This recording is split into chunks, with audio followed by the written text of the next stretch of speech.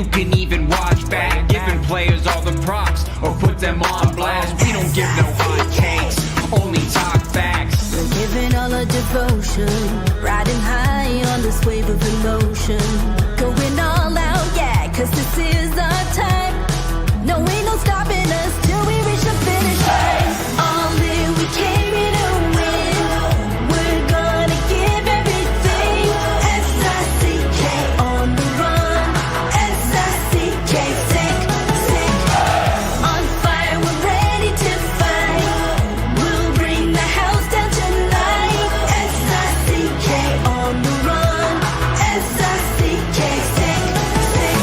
Play it on the car ride, play it when you lounge.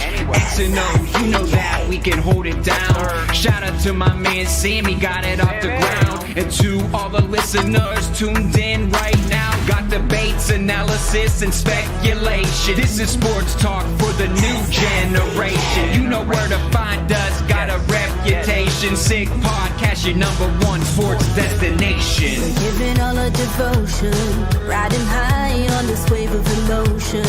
Going all out, yeah, cause this is our time. No, ain't no stopping us till we reach the finish line. All in, we came here to win. We're gonna give everything.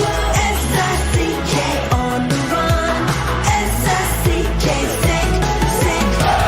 On fire, we're ready to fight. We'll bring the house down tonight. S-I-C-K on the run. S-I-C-K, sick, sick. S-I-C-K is the sickest podcast. Tune in for the audio, or you can even watch back. Giving players all the props or put them on blast. We don't give no hot takes, only talk back. S-I-C-K, S-I-C-K, S-I-C-K, S-I-C-K, S-I-C-K, S-I-C-K, S-I-C-K. All in, we came here to win. We're gonna give everything. S-I-C-K on the run. S-I-C-K, sick, sick. S-I-C-K is the sickest podcast. Tune in for the audio, or you can even watch back. Giving players all the props or put them on blast. We don't give no hot takes, only talk facts. We're giving all our devotion, riding high on this wave of emotion. Going all out, yeah, cause this is our time. No, ain't no stopping us till we reach the finish line. All in, we came here to win. We're gonna give everything.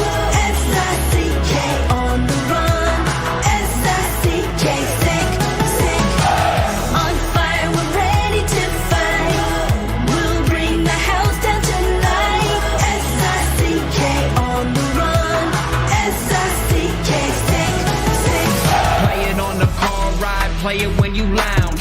X and O, you know that we can hold it down. Shout out to my man Sammy, got it off the ground. And to all the listeners tuned in right now, got debates, analysis, and speculation. This is sports talk for the new generation. You know where to find us, got a reputation. Sick podcast, your #1 sports destination. We're giving all our devotion, riding high on this wave of emotion.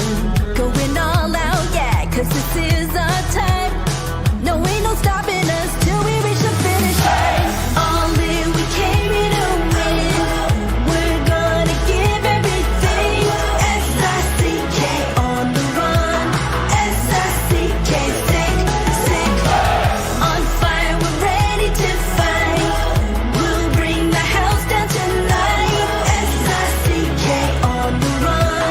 S-I-C-K, sick, sick. S-I-C-K is the sickest podcast. Tune in for the audio, or you can even watch back. Giving players all the props or put them on blast. We don't give no hot takes, only talk back. S-I-C-K, S-I-C-K, S-I-C-K, S-I-C-K, S-I-C-K, S-I-C-K. Turn up your volume. Because you're about to listen to The Sick Podcast. The Eye Test with Pierre, McGuire, and Jimmy Murphy. The Stanley Cup winning Colorado Avalanche. And after 22 years, Raymond Moore The sickest NHL podcast. It's gonna be sick. And welcome to the Eye Test here on the Sick Podcast Network and live from Vago Italien on 1336 Green Avenue in Westmount section of Montreal. And we are psyched, Pierre. This place is absolutely beautiful. I'm so excited. And as we're here, we have breaking news about the Eye Test too. We have just confirmed that we will be here during lunch every Olympic day during the Winter Olympics in February. We will be the place to come right here at Vago to talk Olympics and obviously Olympic hockey and enjoy just some Olympic great meals. hockey. You're not an expert on anything else but Olympic That's hockey. a good point. On women and men, and if there are any big medal breaking stories, we'll do that as well. We're here to talk about hockey on the women's side and on the men's side. Jimmy, I'm so proud of you. This is an amazing opportunity to continue to grow the Eye Test. Can't thank Angelo and Tommaso enough here at Vago. This is a spectacular place.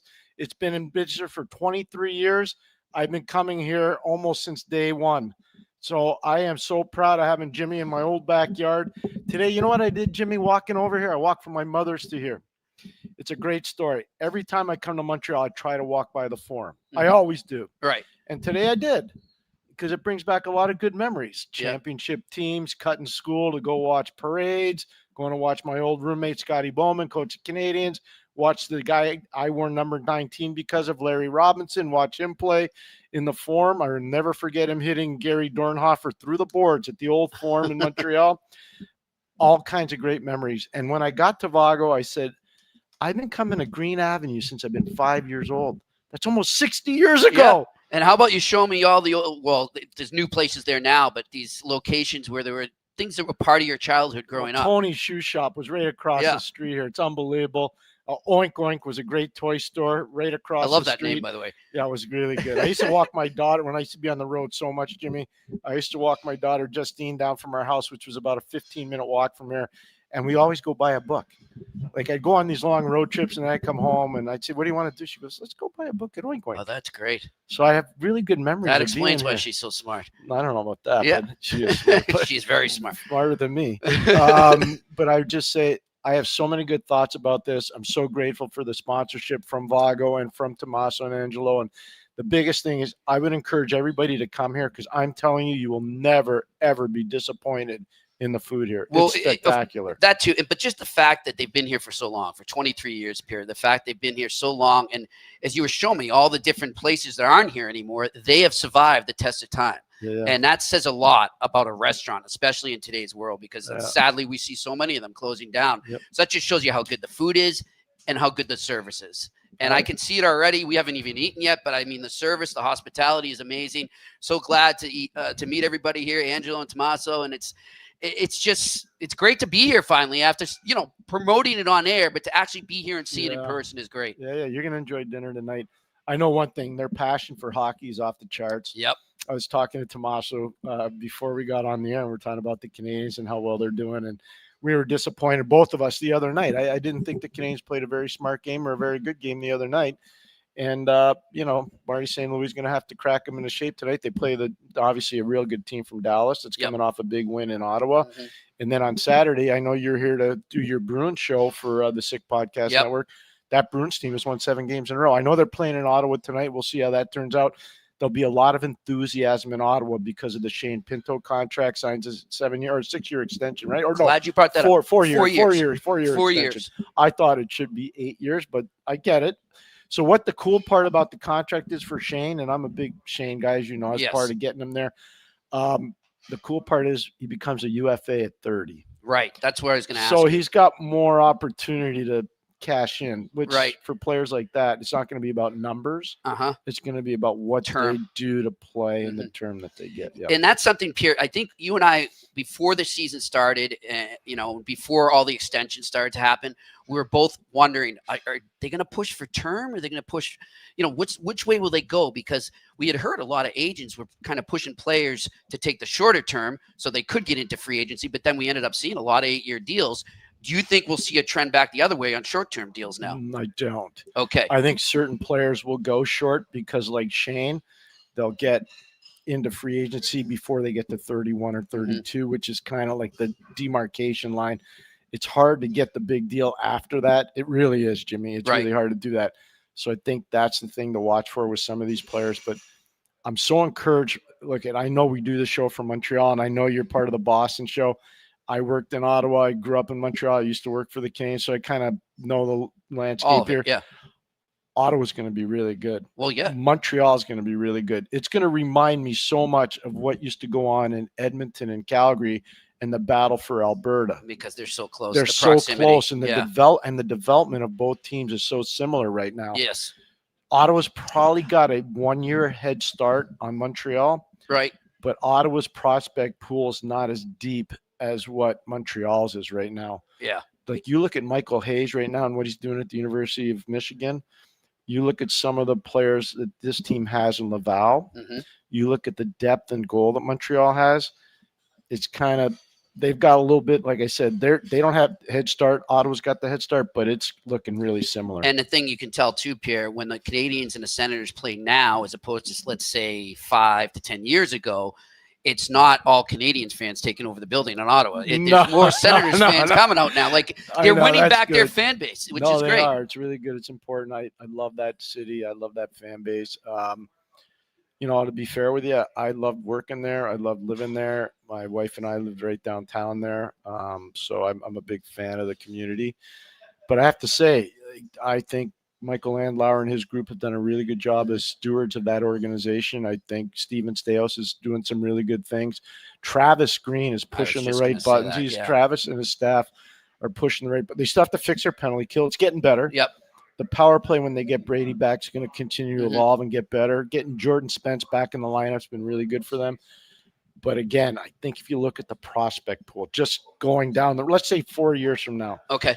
Ottawa and Montreal are going to be similar. I just think Montreal's going to have a little, not much, but a little edge because of the depth they have coming through their system. And it's a little bit better than what Ottawa has. Not a lot, but just a little bit better. And then, of course, they can use some of that depth to acquire more current players to fill the current roster a bit if they want. They got a major chip in the game. Yeah. And I think other teams know that. And it's a depth and goal. Yeah. The depth and goal that they have is a major chip in the game. Yeah. It's a major play in the game. I'm just telling you. Quick. I saw one of their goalies play for Cornell last week, 2 games, one at Harvard, one at Dartmouth.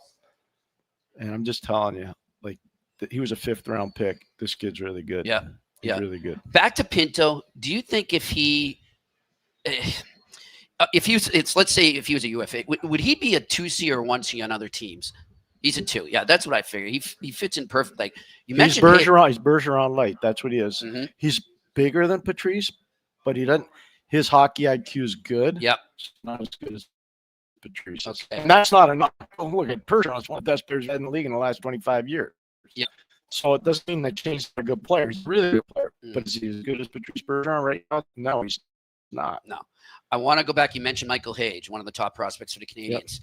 They've been playing him a lot in the wing in college right now. What do we take from that? Nothing. It's just situational. Gotcha. And they're deep. Yeah. And they got guys that take face-off. Like Keenan Draper is a 7th round pick of Detroit. Chris's son. Yep. He takes face-offs there. Will Horkoff is a young kid drafted by Pittsburgh in the 1st round. He takes face-offs. Like they got an overabundance of depth there, Jimmy. So that's part of the deal for them at Michigan. Get Michael Hayes on the ice as much as possible. So the way you're going to do that, you're going to play him on the wing. You're going to play him on a bunch of different lines. Let him go play. Yep. I don't have a problem. I don't think that's an issue at all. Let's stick here quickly in Montreal, and then I want to bounce over to Toronto because that's a big story this week is what's going on with the Maple Leafs. Drama. Stop the drama. I agree. With the Canadiens and the Stars. Stars are a team, I think, that people were very curious to see what would happen. They had Pete DeBoer was a coach there for a while, but they have pretty much the same lineup back. What's been your take on them under their new head coaching staff? Good. Solid. Yeah. I think they're just figuring their roles out right now. When you got quick strike offensive capabilities like they have, you look at Jason Robertson as an example, got his 10th goal the other day in Ottawa. He's getting hot. He's starting to, but it took a while. Yep. Took a while for him to get going, but he scored first time in 10 games. Yeah. Seriously, the other night in Ottawa. So he was a 3-point night. He had a goal and 2 assists. So he's starting to go. Was he really out there, you think, in the trade market, or was that kind of? I don't know. I never heard his name out there. Just the stuff that I read, I don't believe. Yeah. So then you got him. Rantanen is special. Yeah. See Rope Hintz the other night scoring overtime. So Rope's starting to come in. He was injured at the start of the year. I was just going to say, when he's healthy, they're a different But they team. got a player. They got a player there that's a combo. It's a lot like Matthew Schaefer. It's a lot like Lane Hudson. And Miro Heiskanen. That's a combo of Brian Leach and Scotty Niedermayer. Like there are not a lot of guys like that. Quinn Hughes is another guy in Vancouver. Roman Josi used to be like that down in Nashville. He's getting older. He's getting hurt a lot. Yes. So, I looked at a list the other day because they were celebrating Kevin Fiala being the second highest point getter ever for Swiss-born players. Amazing accomplishment. Roman Josi as a defenseman is number one. Wow. He's got over 700 points. Wow. People don't, as a Swiss-born player, nobody even talks about that. So I just think that, I look at it going forward, those defensemen are so hard to find. Yeah. And so Heiskanen changes the dynamic for Dallas that doesn't happen. You look at both Finland and Dallas, how they suffered when he was hurt last year. Yeah. The Four Nations, and then when it came back and he wasn't playing point. still. Great point. I think with him in the lineup, I think Finland had a better chance to maybe make the gold medal game. This is bringing me. I know people in People Canada don't want to hear this. They and sleep people on in the Finland. U.S. don't want to hear this, but you cannot sleep on Finland. No. And I'm not taking your term because you know what I think of the Finns. I've been going there for a long time. You taught me that. Don't sleep on the Finns. And this is reminding me so much of 06. Finland, Sweden, gold medal game. And it's not because Canada and U.S. were bad. It's just that Finland and Sweden were good. Now, the big difference is it's going to be played on, hopefully it's going to be played on North American ice if they get the arena built. Oh, my gosh. That's another story for another day. Like, what are you guys doing over there? I love Chianti. I love pasta. I love veal. I love all that stuff. We love Vago. Get your construction going. Yes. Get the rink done. Oh, my gosh. Unreal. Pierre, so I want to get to Toronto. We'll spare the drama. What I want to know is, what do you think that team needs to do, whether it's internally or they need to go externally to get back on track? Because I still think, I know right now we've been wrong on them, and we admit it. I'll say right away. Yeah. I don't want you to speak for me because I'm going to speak for me. I got it really wrong. Okay. I did. And I'll say it right now. I had way more faith in Austin. I had way more faith in Matthew Nyes. I had way more faith in William Nylander. And I thought Morgan would have a big bounce back. And I think Morgan's been very good. And I always knew Johnny Tavares would be very steady. And he's been their best player, most consistent player. But Austin's hurt now. That's not good. Stolarz is out now. Stolarz is hurt. That's not good news. Tanev is hurt. That's terrible news. And Scott Lawton's hurt. Even worse news. So their slotting's wrong. Their internal chemistry is wrong. They looked terrible the other night in Boston. I don't care, Jimmy. I know you worked the show. I watched the game. I was like, where's the pushback, man? And especially after the back-to-back losses. But so Zadorov does a number on Lawton, okay? And Zadorov's a big physical guy, and I know he's a tough cat, and I know it was a clean hit. Totally clean hit. Yep. Totally clean on Lawton and totally clean on Austin. And with all due respect to Craig Berube, you didn't like that hit. That wasn't a big hit. No. I'm sorry, that was not a big hit. No. So, but still, where's the pushback? Yeah. And, this goes back to, and Jimmy, I believe I was the only person that had this take. When John Tavares scored his 500th goal in Columbus, I was really ticked off. Not at John. I was so proud of John. I've known John since he was 14 years old. I was mad at the way Toronto didn't celebrate. No kids came off the bench. There was no pride in it. I know they lost the game big to Columbus. A guy just scored 500 goals. Doesn't happen every day. Look at what Boston did when Pasternak got his 400th. They cleared the bench. I loved it. And shame on anyone poo-pooing on that. Oh, my gosh. Stop the nonsense. Like, and how hard it is to score one goal in the NHL? Exactly. This guy has 401 now. And if they knew how much that team loves Pasta, come on. Yeah, of course. So I think I watched this, and I remember telling you off the air, this is a problem. Yeah. It was a problem. There was no reaction from the team. And then, I do a lot of radio in Toronto and I do a lot of podcasts in Toronto. And I said the same thing as I'm saying to you. And all of a sudden it became chic. Like they all started wearing 500 goals, Johnny, and all this. It didn't happen right away. A little late. Going back to the saying with the no pushback thing, Pierre, and I think that's interesting because one of the reasons, and I'll speak for me, and I think you agreed with me, is one of the reasons I thought Toronto would go deep in the playoffs this year is because I felt like they were better built for a playoff run, and I felt like they were going to be more physical, and they were going to have the guys they went out and they signed or they acquired. They seem to be trying to build a team like that would have that. My question to you now is, am I wrong to start to think that maybe the idea was correct, but the execution in terms of who they brought in maybe didn't work in terms of how they would said, with this guy mixed with this guy, and can these guys give the type of game that we're trying to move towards? They miss Marner. I'm not going to lie to you. Like, I know the fans in Toronto, they're like, oh, yeah, we don't need Mitchell Marner. Well, how do you like it now? But the ironic thing is they're scoring more goals than when he was but here. That doesn't matter. Yeah. Like, where's their power play? Yeah. Go look at your power play. Here's what I would tell you. This is important. Special teams quotient. They're at 94%. Add the penalty kill and the power play. They're at 94%. You want to compete for the cup, you got to be at 105. Mm-hmm. Go check it out. It's an unflappable model. Mm-hmm. It has worked. Go look at it. If you don't believe me, go look at since 2006, all the Stanley Cup winners.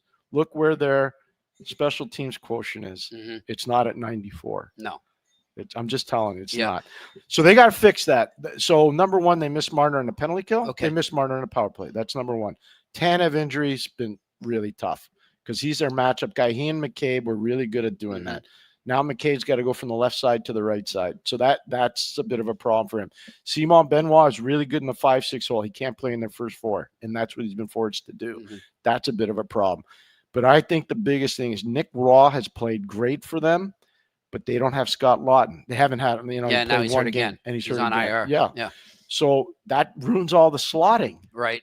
All the slotting that was really good for them, it's gone because Lawton's hurt and Tanev's hurt. So it affects the whole team. Two guys. So if they're fully healthy, can they play the Berube game? Yes. Okay. And you know what? I'm so glad that I saw a couple people actually standing up for Craig and his staff. I'm proud of those guys, the media guys. Yeah. He's not the problem. He is not the problem there. No. He's not. People need to stop that. Stop blaming the coaches all the time. It's too easy to do. It's way too easy to do. Yeah. Thank you for saying that. Yeah. It's way too easy to do. Yeah, I'm with you on that. And by the way, we're trying to confirm whether it'll be Monday or Tuesday. Keith Pelly will be joining us here. Yeah, thank you, Keith. And thank you to Keith for doing that. Amazing. Great, man. Looking forward to it. I just want to give you a compliment. Jimmy reached out to Keith yesterday, and Keith got right back to Jimmy, and then Keith's personal assistant got right back to Jimmy, and we set it right up, and thank you. That's a man of honor. He is. Keith Pelly's a man of honor. He is. I love him, and I think he's going to help that team go in the right direction. All right, Pierre, let's go back to Montreal here. And, as I'm always during the day, I'm reading up, taking notes, and just trying to look at different things as you do. And I'm always listening to talk radio, and I'm listening to our good friends at TSN 690. And a lot of callers calling in, singling out Slafkovsky. And for the other night? Yeah, from the other night, but just in general. And some people saying trade him, get him out of here. What? Again, patience. And I just don't get why. Like, what did a lot of people? I don't get what they wanted from him right away. He's a young kid. He's developing. It wasn't going to be he's going to come in and be this huge power forward right off the bat. It takes time. Am I wrong? No, you're spot on. That's why I'm not laughing at you. I'm laughing at the people that are mad at him. Yeah. Please, he's a young kid. Is he Yarmer Yager? No, he's not. No, he's not, and he never will be. Just trust me on that. He will never be Yarmer. But he's really good. And if you don't believe me, there's a great comparable. Go look at Tage Thompson, who everybody's hot and bothered about acquiring out of Buffalo because it's not going great in Buffalo. Not for him, but it's going great for him, but the team. And go compare the numbers from the same ages, from when Tage left the University of Connecticut to go play pro hockey. Go look at the numbers. Slafkovsky crushes him. Yeah. So if you're a big numbers person, go do that exercise. You'll be blown away by that. Yeah. That's number one. Number two, that line 5-on-5, Caulfield, Suzuki, Slafkovsky is one of the best lines in the National Hockey. 5-on-5. I didn't say any other way. 5-on-5. Where I get upset with Slav, and it's the only time I do, is when he plays with one hand on his stick and he doesn't skate through people. And he's not moving his feet. Yeah, he doesn't skate through people. Yep. Like when he's got two hands on his stick and he's playing through people and he dominates the boards, he's tough to stop.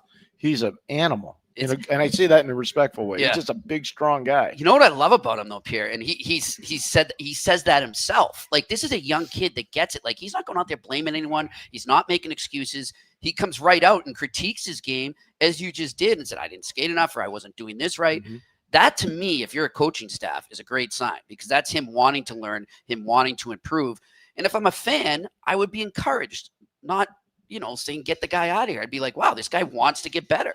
No, don't get him out of here. You won't get the same market value for the player. Ask the St. Louis Blues if they would like to have Tage Thompson back. Ask them. Ask them. Ask the Philadelphia Flyers if they'd like Braden Shen back. Mm-hmm. Like, everybody wants to deal these young players. They're hard to replace. Exactly. They don't fall off trees. Don't quit too soon. Like I had the best visit. I hope he's watching this too, with Brendan Morrison the other night. Brendan Morrison. Yeah, he and his wife at the Hockey Hall of Fame. University of Michigan. Played on such an amazing. He's drafted by New Jersey. He was in a big trade between New Jersey and Vancouver. And Brian Burke helped facilitate that trade. And, he played on an amazing line back in the day with Marcus Naslund and Todd Bertuzzi. Uh-huh. That line was great. And a lot of people said, you know what? That's really not a number one line. But go look at their numbers. If you go, and so we were talking the other day and just about how teams give up on young players. And, when you put so much resources into developing a player and you draft a player and you try to cultivate them into your marketplace, I know the fans get mad because they expect so much more from these guys. Most players aren't hitting their prime till they're 26 or 27. Exactly. I think the biggest growth market going forward is going to be college free agents. And those free agents are going to be coming out at 23 and 24. Mm-hmm. And everybody's used to give up on 23. If you hadn't made the NHL by 23 or 24, people gave up on you. Yep. I don't think that's going to be the case anymore. And I talked to a bunch of hockey, like big executives about this the other day. And some were like, never thought of it that way. Yeah. I kind of like that idea. And I give Edmonton a lot of credit. They went out and hired Coach Slaggard from Notre Dame, who spent a lot of time with us at the Harry Lemon last year in Dublin. And I would just tell you, that's a smart hire. And I'll tell you why. He doesn't know the pro game, even though his kids play pro. Mm-hmm. One's in Rochester in the American League. One's in Chicago. Got his first goal last night in Chicago against New Jersey. But here's the thing. He knows college, and he knows all the college coaches, and he knows all the college players, and he knows the Big Ten, and he knows everything in the West. Yep. I'm just telling you, more teams need to. We talked about this. He knows how the kids think. He knows how they see the whole game. Deal. He gets this generation. This was such a.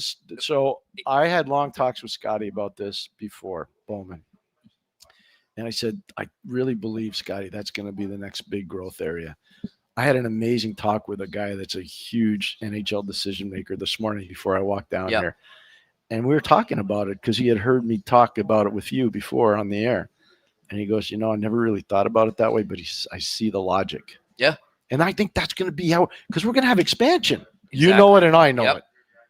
Yep. You know it and I know it. I know. So they're not going to just be able to depend on the expansion draft. They're going to need to look into that pool. They're going to find these players. Yeah. It's a great point. By the way, Brendan Morrison, did he play with Turco, right? He in did. Michigan? He was on that team. Marty. Was he on the team that beat Boston? Brian Wiseman, Marty Turco, Brendan Morrison, Mike Knuble was there. I think Aaron Ward, you'd have to look it up, but I think Wardo might have been there too. 1997. They beat Boston College at TD Garden. I was there. Yeah, I don't think it would have been 97. No, Jimmy. Okay. I think it might have been before those guys would have been there. Looking at that. I'm just doing the math because I try to recruit Wiseman out of Chatham. You're right. Yeah, I tried to recruit Wiseman out of Chatham, Ontario when he was 17 years old. He ended up going to Michigan to play for Red Barons. And Steve Shields, remember Steve, the goalie? Yes. He played in Chatham too, and he ended up in Michigan. So Michigan did it. Mel Pearson and Red Berenson did a number on us. We tried to get both guys. Steve Shields loved to drop the gloves back then. He was a tough guy. He was a tough guy. By the way, you're right. So Brendan Morrison, 93-94 was his first season, and he left after the 97 season. So he just missed that team that beat BC the following year. Gotcha. Good stuff. Again, we are live at Vago right now. Really excited to be here. What a great place. They're starting to get ready for the dinner rush here. What about the announcement for those that are joining us late? We're going to be here for the Olympics. Okay, because I was like, we got a couple announcements. Go ahead. Yeah. Go. But yeah, we are going to be here for the Winter Olympics, and we're going to make it like, what are we going to call it? The Olympic lunch here at Vago? Well, I haven't figured that part out we'll yet. Figure the name we'll out, be here every day lunchtime. during the Winter Olympics at lunchtime. Yes. Because if you look at the time zone, it's perfect. Yeah. So most of the games will be actually 5 hours played. 6. 6. Okay, so yeah. So it'll either be being played or have already been played. So we'll be able to rack to the men and the women. That'll be great. So that'll be really good. And we'll try and get some guests down here and everything. Oh, yeah, I'm we'll get looking guests. forward to that. Yeah, we'll get some guests. Another shout I want to give is Ware-Fi Apartments here at Oh, Montreal. my gosh. Go ahead. Yes. Okay, so Pierre, coming up here, and last minute, I hadn't booked a place, and I'm looking around. I find this deal on one of those, discount travel sites. And you did a good job finding that too. But I was nervous at first, right? Because everything's done through text and social media and everything. That's okay. And WhatsApp. And so they don't really communicate through phone, and there's not usually a person there to meet you at the time, but they did. So I get there and I'm like, what's going on? Where are they? They show up. One of their workers, I want to give a shout out to her. Yasmin was great. And I get in there, and it's like a condo. It's a renovated, beautiful condo right in the Griffintown hotel down in Griffintown. Beautiful area, as you told me. You're gonna love it down there, Jimmy.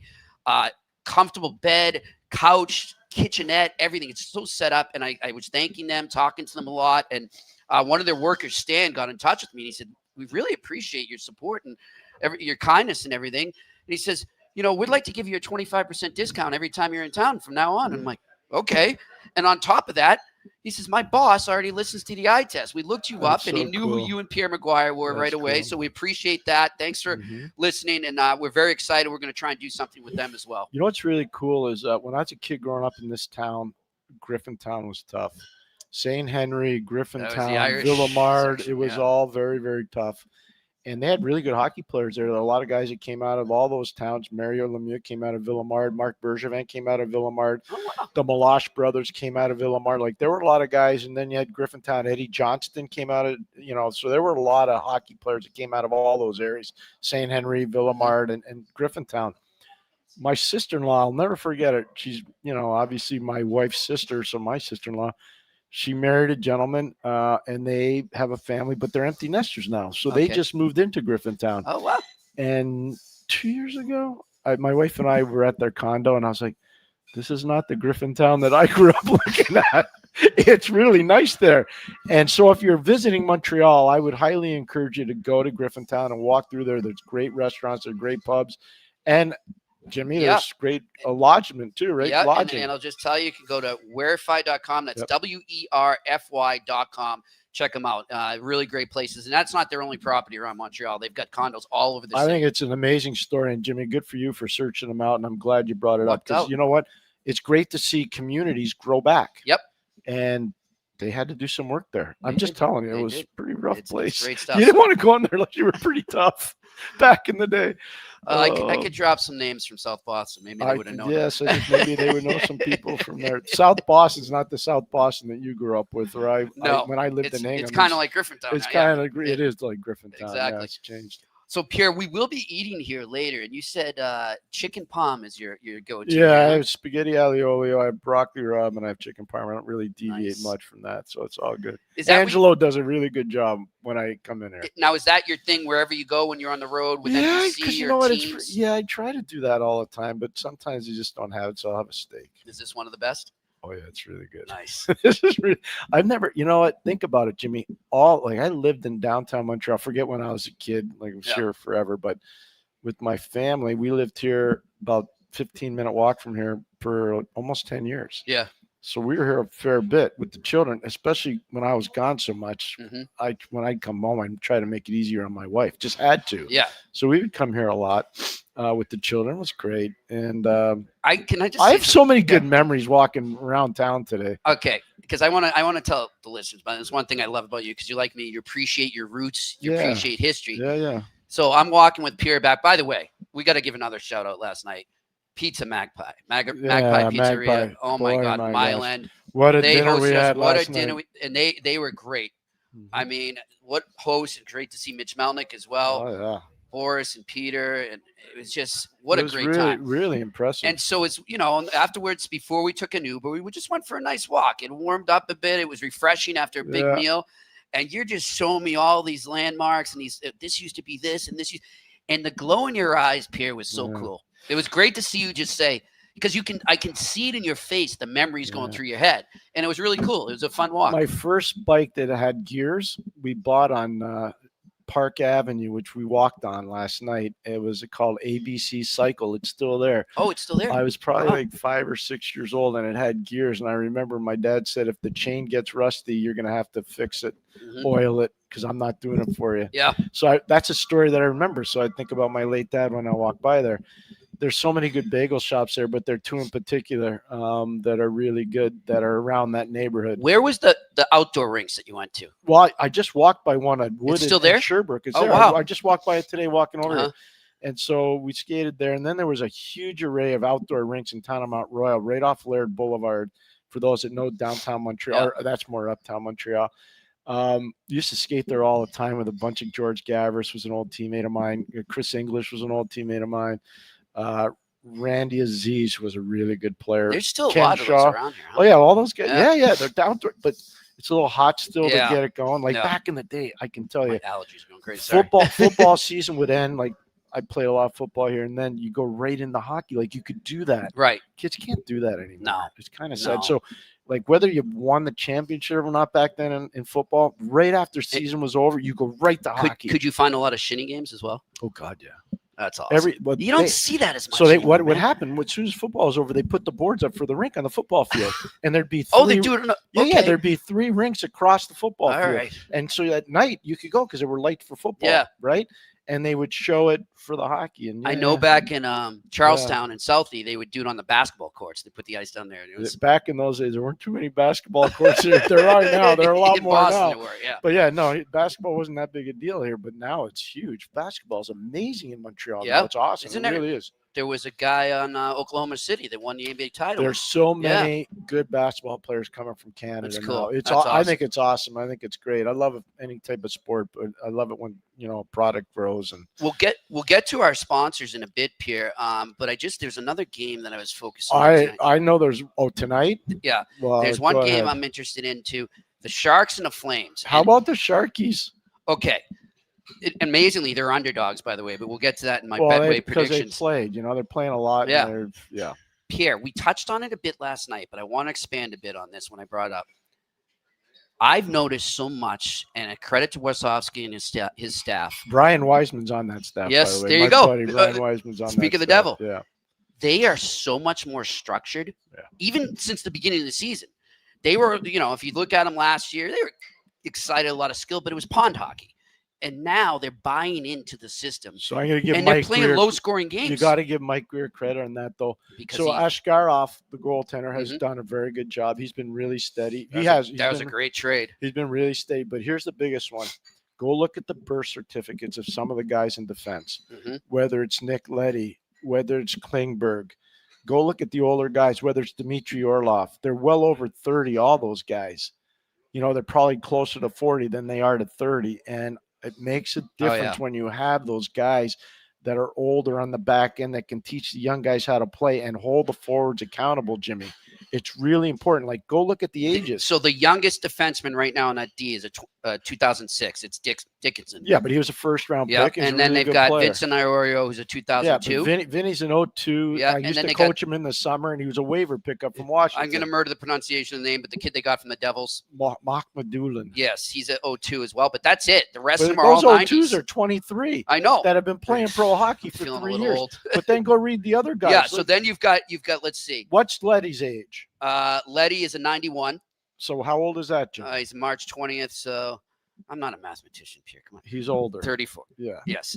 And then Dmitry Orlov, a How old is 91. he? That's 34 again. Yep. And then you got Klingberg, a 92. So he's 33, 33, turning 34. You've got a 98 in Ferraro. That's a first round, or he's a second round pick out of UMass. Yep. And he's had a lot of miles on him, and he learned from Brent Burns for a long time when he broke in. Who did he play under at UMass? Was it Greg Carvey? Carville. It was Carvey? Yeah, and I you know thought he who was there played with before. him? No, he was Oh. there with Carvey. And you know who he was there with? Cale McCarr. Oh, that's right. He was in that. Okay. Yeah. For some reason, I'm thinking he was before that. And he stayed an extra year, too, to play for Greg's, just like Cale did. That was the smartest thing those guys ever did. And another guy, too, in 96, Vinny Desharnais. So Vinny's a Tough Providence College guy, big, Yep. tall guy. So he's played. Think 6'7", about it for one second. 225. Played at Edmonton, played at Vancouver, and now he's playing in San Jose. So he's been all over the West Coast. He's a French kid that went to Providence And it's College. clearly, Pierre, been a stress on size as well. I mean, they got him 6'7", 225, Dickinson 6'3", 200. Yeah. But you see what I Iorio, mean by the old 6'4"? guys? Yeah. The old guys there keeping that thing. They're teaching them how to play. And I'm do you just telling remember, was it last season or 2 seasons before we had Sheng Peng on from San Jose? 2 covered- years ago. Right. And one of the things you said, I like what they're doing. I like the guys they're drafting, but why aren't they sprinkling veterans around them? Where's not just the physical protection? Where's the mentoring that they need to have those? And it looks like Greer really I think he stressed realized. that. I think he realized after his first year, he says, "Oh, and it's showing. This thing's Like, going south in a hurry." Yep. Mentorships matter so much, especially on the back end. It really does. And if you don't have it, you're gonna have a big problem. Like it's the yin and the yang. And I'm not trying to be a smarty pants in this. Tyler Myers been in the league a long time. Tyler Myers was a really good junior player for Kelowna Rockets. Tyler Myers was Rookie of the Year in the NHL. Buffalo. Tyler Myers won a gold medal at the World Junior. He was amazing in 2009. Trust me when I tell you. There are not a lot of guys his size that can skate the way he does, shoot the puck the way he does, and handle one-on-one confrontation down low. He's a vastly underrated player. You don't think Quinn Hughes has learned from him? It's amazing. Yeah. Yeah. I'm just telling you. So those guys matter. Yep. Especially this day when so many teams are getting younger and younger, right, Pierre? They matter. Yeah. You know, Scotty used to tell me all the time, we're going to get Gordy Roberts here to Pittsburgh. And Gordy was playing in the IHL for Peoria back in the day. And I said to Scotty, why are we going to do that? He said, because you're going to teach the other guys how to handle tough situations. So when you have adversity, he's not going to panic. Yep. And that's exactly what happened. It's he great. never panicked. Like Gordy, still a friend. I respect Gordy you so rave much. about him, yeah. Yeah, I love him to death. And he was really mad at me in the Stanley Cup final when I benched him. But you know what? At the end of it, he was the first guy to come up to me and he says, you were right and I was wrong. Yeah. It was awesome. That must be a tough thing. Yeah, it wasn't for a fun. coach. Like, I didn't want to do it, but in that it was situation. game 4, and I went to Scotty. I said, you don't have it tonight. And Scotty said, do what you need. Like, don't interrupt me. Go do what you got to do. So I did. Does he say that if you lost? Well, we had a 3-0 lead in the series. Oh, we weren't losing that series. Gotcha. Because I remember when we were not losing that series. Do you remember St. Louis Bruins series 2019? I did every game. And one of the biggest things going into Game 7 was when Cassidy scratched David Backes, and everyone saying we need that tenacity out there, we need that veteran presence, and that kind of followed Bruce for a while there. But you got to do what you're reading that series. You're in the moment. You have your hunch. You look at the matchups. You got to do what you feel. Sometimes the right. hunches work, and sometimes they don't. Sometimes it doesn't. But I'll just tell you, here's a hunch that didn't work. Kyle Connor not playing in the Four Nations last year in the gold medal game. Oh my gosh! USA better not do that again next year. Yep. All right, Jimmy. Speaking of USA, we'll be here watching that. Yeah. All right, let's get to these sponsors. And thank you, Shane, for getting that up there for me. Appreciate it. By the way, big thanks to Liam running the boards here at great Vago. job. How about Liam had to go to you and say, I'm Irish, Jimmy? No, I said that's a great Irish name. He goes, well, I am Irish. What do you expect? Come on. Hey, if Maddie had been a boy, she would have been named Liam. That was the name. I wanted to name my Ryan Podbrag, and all my in-laws are French, and my wife goes, impossible. Yeah. They'll never be able to say that name. They're not going to go with the Gaelic. Yeah, not going to work. Liam's a great name, though. All right. Good stuff. Let's get to our new sponsor first. Point S and GT Radio are offering you the chance to win a set of GT Radio winter tires plus free installation at a Point S garage. That's a total value of $1,000. In order to participate, go to the Sick Podcast Instagram handle and the Point S Instagram handle. Comment, make your comments in the comment section there. Hit that like button and then follow both handles, and you will be entered into the contest, which ends on November 16th. Remember, Point S is your trusted garage for complete vehicle care. And while we're with Point S, and we'll get to our other sponsors right after, let's do our new segment, Tune Up. The Tune Up. Presented by Point S and GT Radio. All right, Pierre, I'll let you go first. I am going to go first, and I don't like to do this, but I have to. If you watched the Philadelphia Flyer Edmonton Oilers game last night, you're going to know exactly what I'm talking about. Back in the day when Michael Jordan played in the NBA, there were rules, and then there were the Jordan rules. Mm-hmm. Not everybody liked that, but I think it's important to have the Jordan rules. And in hockey, we need to have that.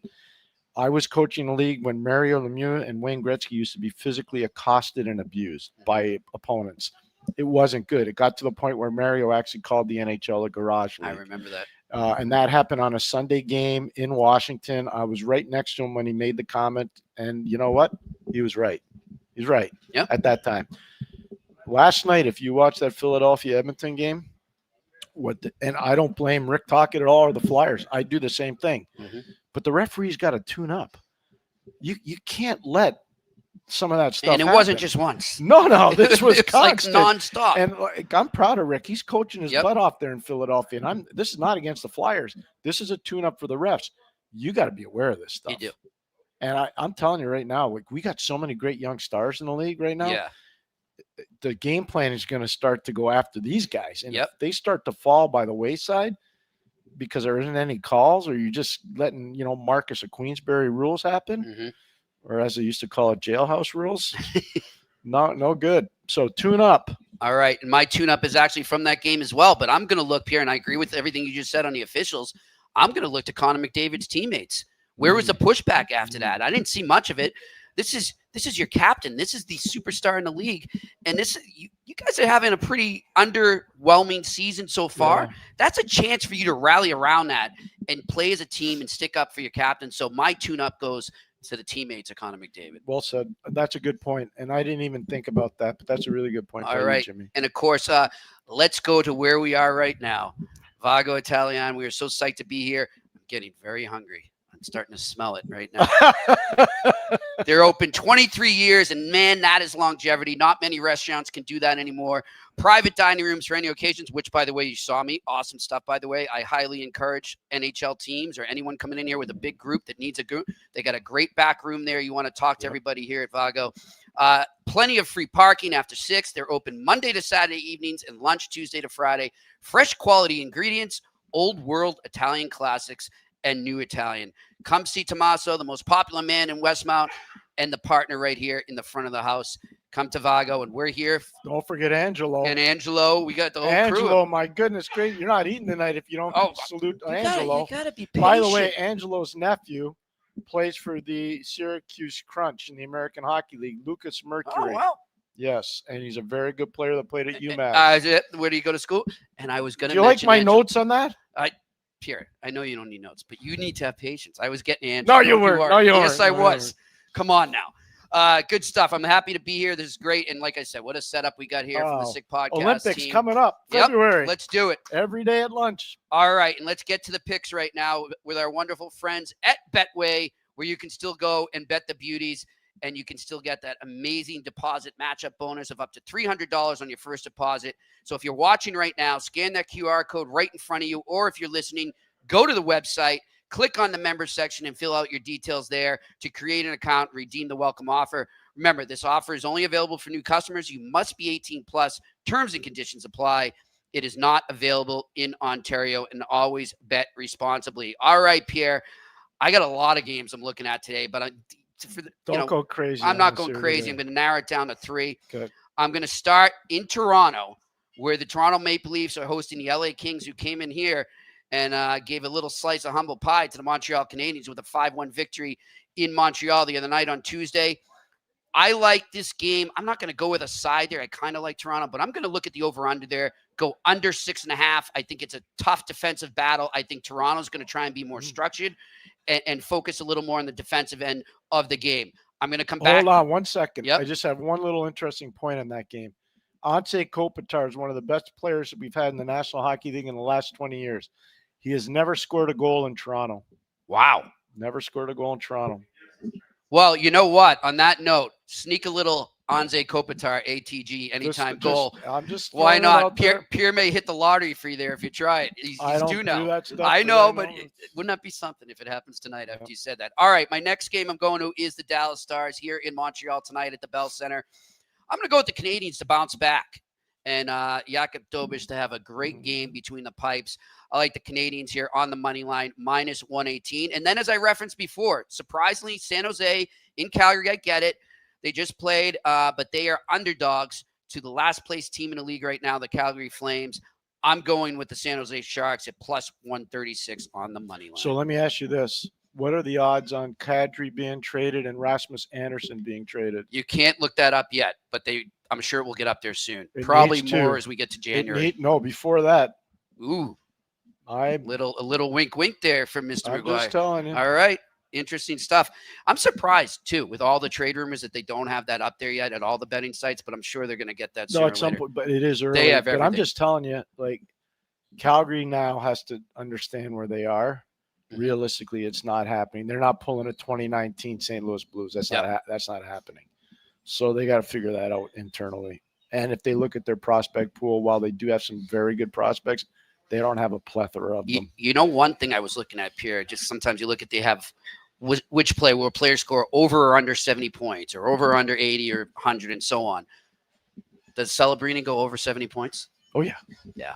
Oh, yeah. I think that's it. The only concern I have. And you can still get great odds. The only concern I have on Macklin doing that, and you know how big a fan I am of his, going back to before it was fashionable to be a fan. When you're watching him practice. Yes. I worry about if he makes the Olympic team, which I think he's got a legitimate chance to.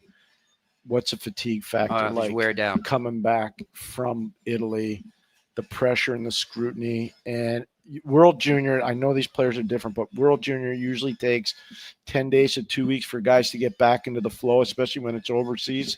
I did too many of them over there to see it. Yep. I think it's probably for a player his age who still has World Junior eligibility. I think it's kind of the same deal. It's just hard to do. The biggest difference, though, Pierre, it's later in the season, too. And if they're somehow still in the playoff hunt, then. Well, that's what I'm saying. So I think it's harder. It's just something to pay attention to when you're thinking about all the young guys. But I think he will go over 70. My only caveat to that is if he makes the Olympic team, what's the wear and tear on him? Right. And, you know, we talked about what happened with McDavid last night in Philly. That's going to start happening to Sullivan. Oh, yeah. Yep. We already started a little on Bedard, too, last year. If coaches think, and believe me, everybody watches tape. They all do. They're going to watch that from last night. And if that's how the league's going to call the games, which is fine, just keep the standard the same. Yep. But if that's how they're going to call the games, they'll take advantage of it. It's going to be open season on those guys. All right, let's get to our questions. What do we got here? Live from Vago. Smoke, Pierre, any good Eddie O stories from your time on the road? Fun fact, he played spring AA hockey with my dad growing up and actually broke my dad's collarbone in practice during a battle drill. Well, that's good. Well, I feel bad for your dad. I hope he's all right from that. Collarbone injuries are bad. I broke my collarbone once. I could barely breathe. Played the whole game, and it was painful. And then afterwards, I couldn't even move my left shoulder. It was terrible.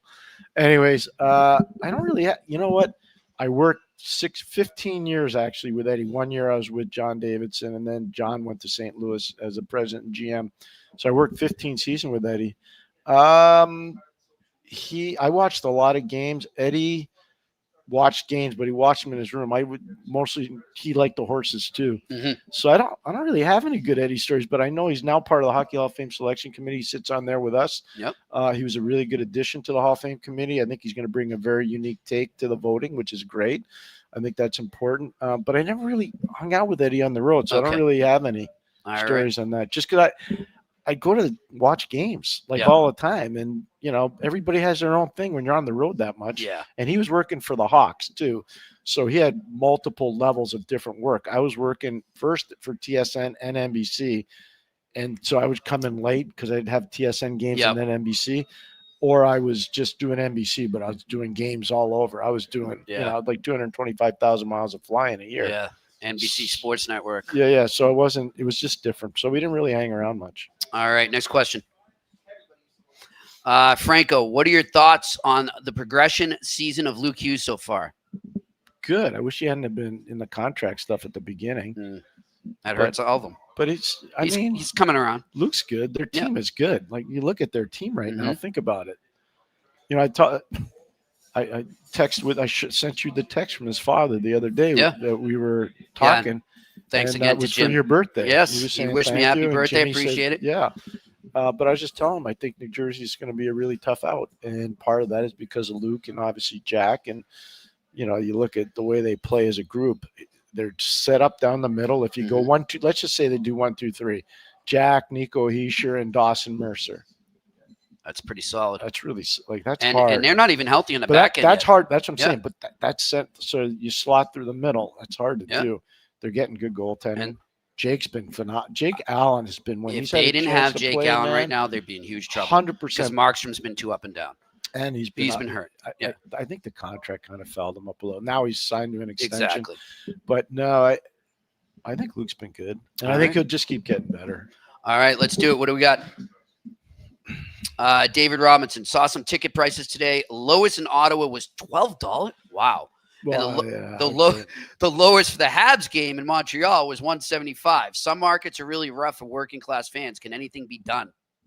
That's a great question. Great question, David. And I don't want to be rude, but two different type towns. Mm-hmm. Huge corporate city in Montreal, massive bigger population. It's almost 3.5 million here in Montreal. Ottawa's not nearly as big. Probably greater Ottawa's about 1 million. Most people in Ottawa are civil servants. There's not a lot of corporate dollars there compared to Montreal. So Ottawa and Buffalo are pretty similar type markets. But again, I'm going to stress this. I love the Ottawa market. Yeah. I think the potential, if they ever get the building downtown, which it looks like they're going to in LeBreton Flats, then I think all bets are off. It's going to change because you can get more people from Gatineau, Quebec. Even though some of them are Canadiens fans, you're going to still get more people that are going to watch games. Downtown will make it like an LA Live type situation, which I think Mr. Andlauer wants to do there. So I think the potential is there for Ottawa, but it's never easy with the building in Canada. It's just not easy. And Pierre, I don't know if you'd agree with me with the cap going up and up and up and the cost of players, the cost of running a team and everything going up. It's going to be too tough to just bring the ticket prices down. It's just the way it is. No, I miss the days of going down to Hartford and seeing the brew. I would get in $10 with a student ID. Oh man, I love those days. we used to play the Boston Bruins when I was coaching in Hartford, and I would say, and our fan base was electrified. Our fans were good, but there were more fans from Boston than there were from Hartford. There were more fights in the stands than on the ice. We had to deal with Boston. We had to deal with the Rangers. We had to deal with the Islanders, and we had to deal with the Devils. Ugh. So those, teams. So we're dealing with 4 different teams coming in with more fans than us. And it's not because we didn't have good fans. We had great fans.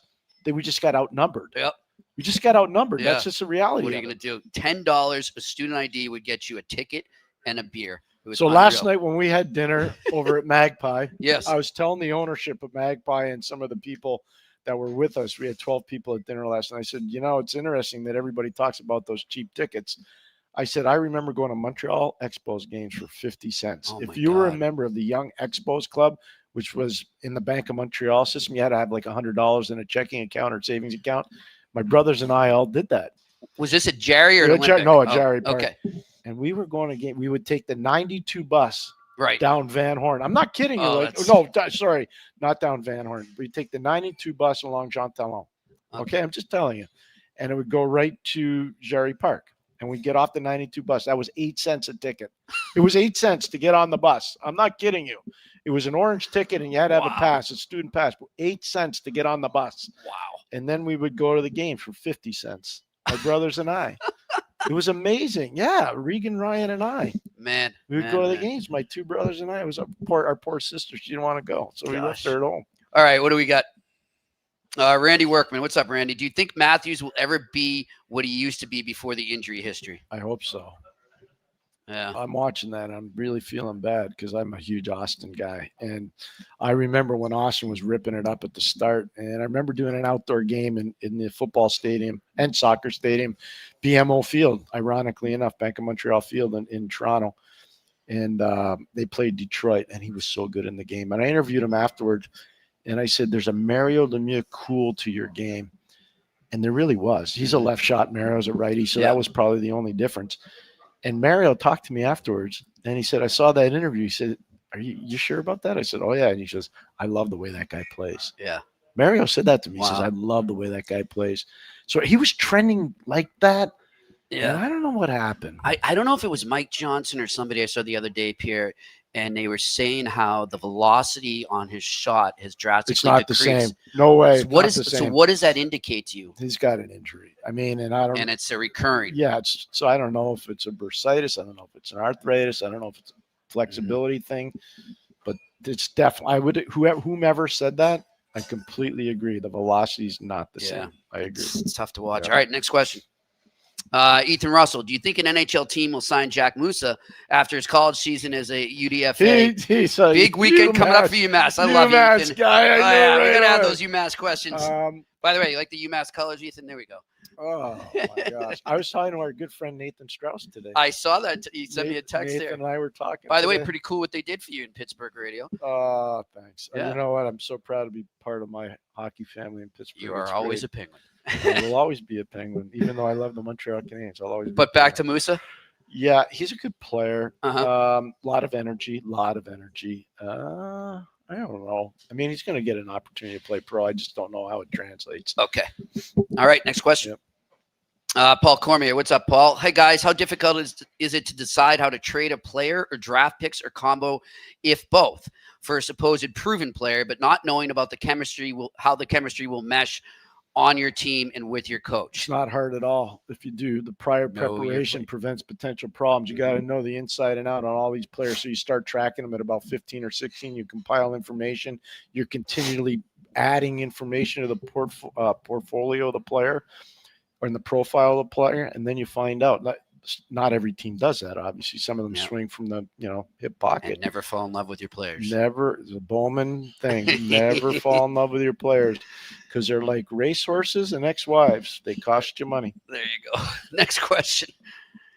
Chris Blue Shirts. Hey, guys, I understand the Bolts were undermanned yesterday, but the Rangers played well in all three zones. Yes. I still think they need help on D. Pierre, Yes. what is your best Larry Brooks interaction? By the way, rest in peace to Larry Brooks. Yeah, we're thinking of Larry's family for Mhm. sure. Best interaction with Larry. He always treated me well. Like, he was a gentleman to me. I had good interviews with him. I never had any negative ones. I'm trying to think of best interaction. I'll tell you one. It's a good one, actually, because it's right around the Hall of Fame.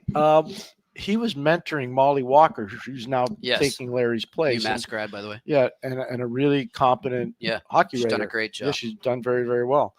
And so Larry was at the Hall of Fame with Molly, and I'm going to say it's like 3 or 4 years ago. Mhm. And I was just sitting there. I think I was talking to Mike Gartner, not to name drop, but Mike and I were talking about something. And Loved Mike Gardner. And Larry knew Mike from their time in New York, but also Mike's a legend, obviously, and had been around a lot and been very successful. And Larry goes, Pierre, can I talk to you for a second? I said, yeah, sure. He goes, I want you to meet Molly Walker, and she's going to be mentored by me, and she's going to become part of the New York Post hockey coverage, and I just wanted to introduce you to her. So I'd say, like, that was cool from Larry, because I thought, Larry was always about getting the story, but I didn't know how friendly Larry was, because I never knew him in that dimension. Yep. So I thought that was really neat. And I took the time to do that. And I had a great talk with Molly that night at the Hall of Fame. We were actually in the facsimile of the Montreal Canadiens locker room at the Hall of Fame. Okay. When we did it. So it was really cool. I enjoyed that. And rest in peace, Larry. But we're really happy for Molly. Really, really happy for Molly. All right. Next question. Juice. Pierre, what are the keys to victory for the Canadiens tonight against the Dallas Stars? Make sure Rope Hintz doesn't get comfortable in the game. Make sure Miro Heiskanen doesn't get comfortable in the game. I play a ground and pound cycle game against Dallas, force them more in their own zone. But if Hintz gets going speed-wise, and if Heiskanen dominates on breakouts, you can have a problem against them. So make sure you force them to defend, not let them get going. Next question. What do we got? Michael Pellick, 4166. MSL is saying the need to balance the time of ice across the Habs line, specifically the second and third, is important. How hard is it to do this when some of each line are on the PK and the other is on the PP? It's not hard, especially on home ice. He'll be able to figure it out. But I love the way that Marty said that's something I need to get better at. That's great internal knowledge. He says that a lot. You know what's really cool? That? You know what's really cool yesterday? I want to give a shout out. Jimmy and I did the show yesterday at a pub in Montreal called McLean's Public House. Yes. They've been amazingly loyal sponsors of the show. And Jimmy's very good friends with the proprietors there. Yeah. So we're walking out. Jimmy's going to his accommodations, and I'm going to meet Mitch Melnick up at Magpie Pizza Place, and you end up coming for dinner. And all of a sudden, this gentleman walks up, and I knew him right away. And he goes, Pierre, Roger. I said, don't you dare. That's embarrassing. I know who you are. So Roger Grillo's the eye in the sky for the Canadiens. I hired him last year. Roger's a really good hockey guy. He coached Marty at University of Vermont, and that's kind of where their relationship comes from. And that's one of the things that Roger's helping him with. Yes. The mentorship part, but teaching, here's how you got to run your lines. Yep. It's really good. Yeah. So I think Marty will continually evolve and get better. I that's one thing I've noticed a lot is Marty's willingness to openly discuss what he's learning or what he needs to learn, Yeah. what he's discovering about himself or the play. I loved it when they that hired interaction. Roger. Remember when we talked about Yes. the show? I said they need a mentor for this coaching staff. They And don't have enough that was it. maturity Yeah. on the coaching staff. And then they eventually bring in Roger, which I thought was really good stuff. good. And I'm glad you brought, by the way, shout out to Stu Ashton. Oh my gosh, thanks. Hooking up my buddy Todd Yes, Carroll sir. tonight. He's got a big table for them. They're over there before Todd, the Habs Todd game. called me today, and Todd's he's kind of in the doghouse. No, I'm just kidding. I know Todd's watching. You're not in the doghouse. Good stuff. All right. Next question. Nutty Joe. Sounds like a good drink.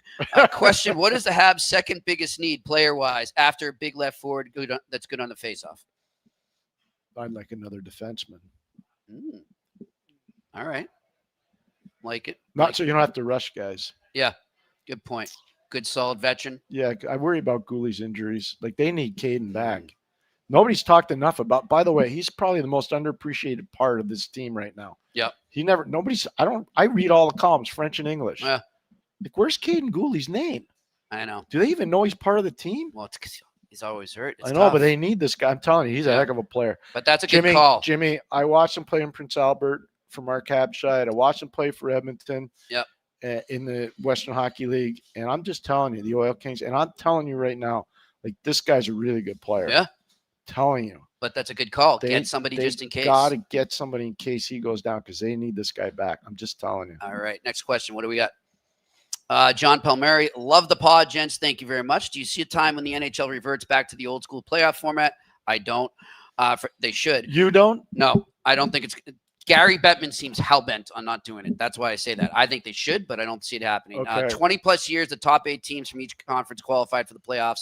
1 versus 8, 2 versus 7, and so on. Okay, here's what I think is going to happen. There's going to be expansion, And there's then going they'll to be forced to? They're going to be a play-in series like baseball. I would love that. That's what I think. I would love that. 2 out of 3. I like it. I think that's what's. I don't know that. Nobody's told me, but I do know this. Somebody that is a friend of our shows and a friend of you and I, and somebody that I've known for a long time, Kenny Holland, the GM of LA. Kenny proposed this a long time ago. Wow. And that's when Detroit was running roughshod over the league. He didn't have to bring that up, but he did. And it didn't get a lot of traction at the time, but I think now it's so hard to make the playoffs now, Jimmy. It's so hard. Yeah. It really is so hard that I think we need to have a playoff to get into the playoffs. So the bottom 4 teams. Yeah. 2 in the West, 2 in the East. That adds 4 more. That gets you to 20 out of 32. At least it makes the fans excited, and it creates longer races. Yep. Longer races to get in the playoffs. I love it. I love that idea. All right, next question.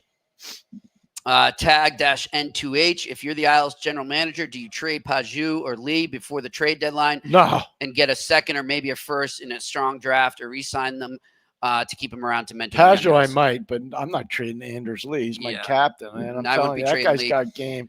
Paju, we've heard him for years now around the But that's trade okay. deadline. He's a favorite. He was a favorite of Lou Lamoriello's. There's no And question. he'd be a good asset. He's a good down he's the a good lineup player. for a team. Yeah. I think if he's a 3-4 center, he's good. get And you he's a a second really rounder, good you penalty.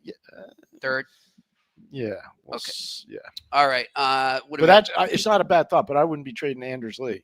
Okay. Just telling you, I wouldn't. I'd love to get him. Yep. I'm a huge fan of the player. Remember when he was at Football Notre? player, Hey, too. I remember when he was at Edina High School. Yeah. Like, it's crazy how He's far an back amazing you go. football player, right? Oh my gosh, he was recruited by every Big Ten school. That's awesome. Notre Dame recruited him to play football. Yeah. He says, "No, I'm going to play hockey," and he did. He did. All right, next question. Brodeur, HOF, even with the phenomenal pass and primary assist, could someone please tell Markstrom to cover the post if you're a goaltender, tend the goal? I don't have to say anymore. Yeah, you just you said it there, Brodeur. Is that Marty Brodeur or Yeah. one of the facsimiles of Marty It's Brodeur? the facsimile, I think. Because I'm going to still trust. If it's Marty Brodeur, I'm going to say he's right. but- He's right. All right, what do we got? Any more? Franco, Pierre, how much emphasis, importance do scouts put into understanding and meeting the players' parents before draft? The best ones do. Mm-hmm. Doesn't mean they always do, but the best scouts do that. Yep. They pay attention to all those little things. Well, I remember you telling me another thing was, what does a kid think of his parents, and what do you get from his impression of his own parents and the way he interacts? And that's like a telling sign for you. One of the best interviews I ever had at the draft, and it was a really good one. It probably lasted the 91 draft. That was a Lindros draft. So it was in Buffalo. I've got a great picture of Ray Shero and I with the Stanley Cup at that one, by the way. And he was an agent at that time. He wasn't working in the league. He was working as an agent. Was Tyler Wright of the Swift Current Broncos. He ended up going Tyler Wright. I think Tyler went 11th in the draft to Edmonton. And I'm convinced to this day he went that early because of his interview process. He was so good, and it showed the respect he had for his parents, the respect he had for his coaches, the respect he had for his teammates, his intensity level for working out. So I looked at that draft. Kovalev went 15. Naslund went 16. We took Naslund. Marcus was a way better player than Tyler Wright, but Tyler Wright went I think 11. You'd have to look it up, Jimmy, but I think he went 11th in the draft. Now that's 1991. That's 34 years ago, Jimmy. So I'm just going off the top of my head, but I'm just telling you, he went that early. One, because he was a good player, but two, his draft process was phenomenal. He was such a good interview. To this day, it's a marquee interview that I will never forget. Never forget. That's high praise, Pierre. I'll never forget that interview. He was so good. 12. You're one off. So I was one off. Yep. Where did Naslund go? 16? Marcus Naslund? Yeah. Yes, he did. Yep. 16. And Kovalev went 15? Brian Ralston went right before Tyler right there. Marty LaPointe was in that draft. Yeah, he went 9th, I think, right? 9th to Detroit. Patrick Poulin. Patrick was drafted by Hartford. Pretty good memory, huh, Jimmy? Yes. Yeah. All right. Next question. What do we got? Just kidding. Simok.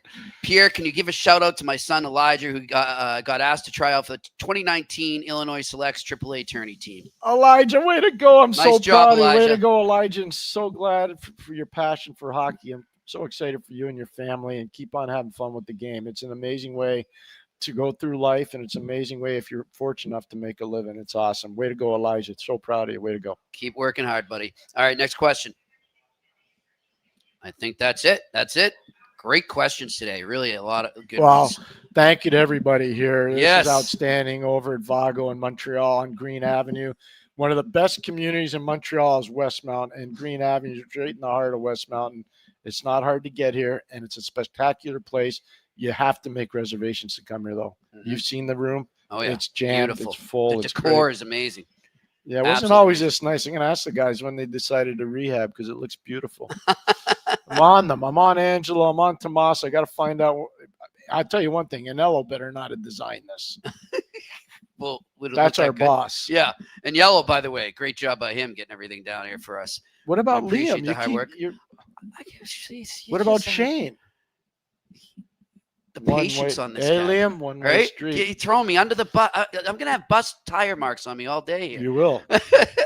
Great job by Liam. Thanks to Shane, back working the boards. Of course, to Sammy as well, and Juliana, our whole team. Pierre? What about today? What's today? Today is your anniversary. 2 straight years of the eye test. That's on right. The Sick Podcast Network. I You almost tweeted forgot that. No, I didn't. I was going to Okay. end it up with that, but thanks for spoiling it. What else do you have for We us? are. Happy birthday to the eye test. I'm very happy to be Everybody. part of this. Everybody, we are thank you. happy to be part of the Sick family. Happy to be here at Vago right What's now. going to happen during the Olympics? We are going to be here for lunch.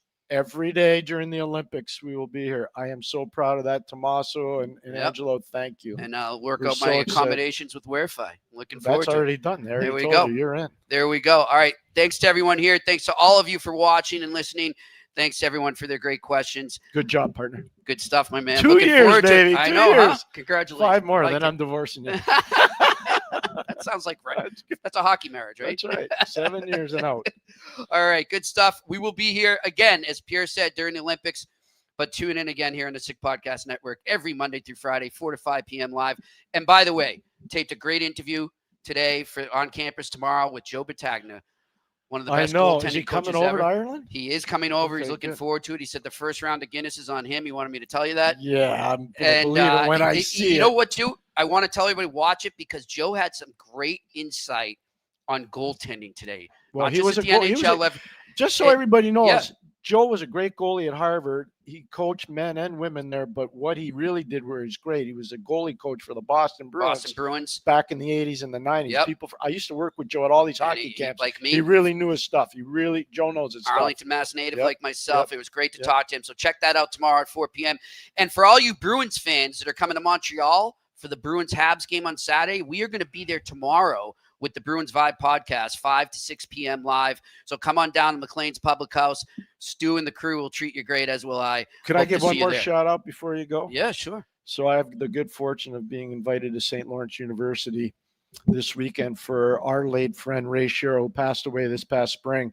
He's being inducted in a thing called the Legends of Appleton, which is the Hall of Fame for the hockey program at St. Lawrence. And it's my honor to go down. I can't wait. There's going to be over 250 alumni there, which is great. And the university called me this afternoon when Jimmy came here, and he goes, Pierre, can you do the game tomorrow when they play Dartmouth? I said, 100%. It would be my honor. So Awesome. I'm going on the mic tomorrow to work the St. Lawrence Dartmouth game on ESPN Plus. I can't wait.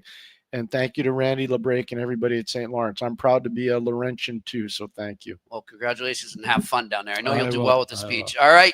This has been another edition of the Eye Test here on the Sick Podcast Network. Thanks a lot. And that's a wrap. Hope you don't miss us too much until next time. Follow the Eye Test with Pierre McGuire and Jimmy Murphy on YouTube, Facebook, Google Play, and Apple Podcasts.